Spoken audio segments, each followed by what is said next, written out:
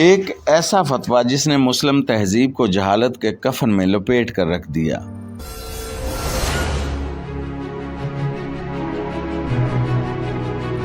Printing machine Germany کے ایک sonar گونت برگ نے 1455 میں ایجاد کی۔ اس وقت مسلم تہذیب تاریخی عروج پر تھی۔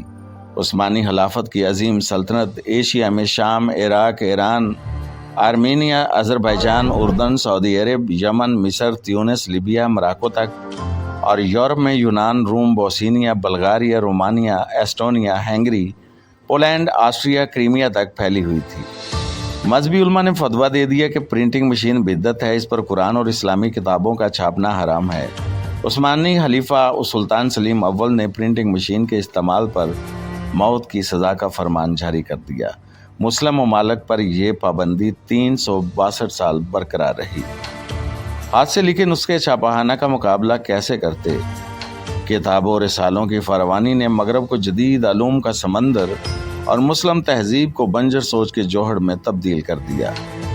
جب جاگے تو فکری بینائی کھو چکی تھی۔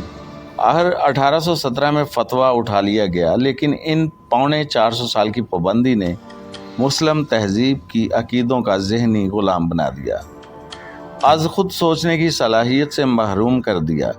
یہ فاصلہ آج تک نہ صرف برقرار ہے بلکہ مزید بڑھتا جا رہا ہے۔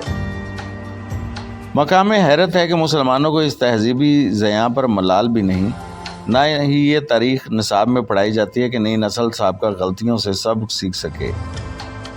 یہ ہماری تاریخ میں کیا جانے والا ایک ظلم تھا، اس بارے میں موجودہ نسل کو ذرا بھی معلومات نہیں ہوں گی۔ یہ کوئی ایک فتویٰ نہیں تھا، سائنس کی ہر ایجادات پر اسی طرح کے فتوے جاری کیے گئے ہیں اور بعد میں اس سے فائدہ اٹھانے والوں میں بھی سب سے آگے ہوتے ہیں۔ مسلمانوں کی ناکامی کی سب سے بڑی وجہ جدیدیت کے اصولوں کو چھوڑ کر روایت پسندی کو گلے لگا لیا، اور نہ روکنے والے زوال کی ایک وجہ یہ بھی ہے کہ ہم نے آسانیاں تقسیم کرنے کی بجائے مشکلات سے لڑنے کا فن سیکھ لیا۔ ذرا سوچئے، کیونکہ سوچنا جرم نہیں۔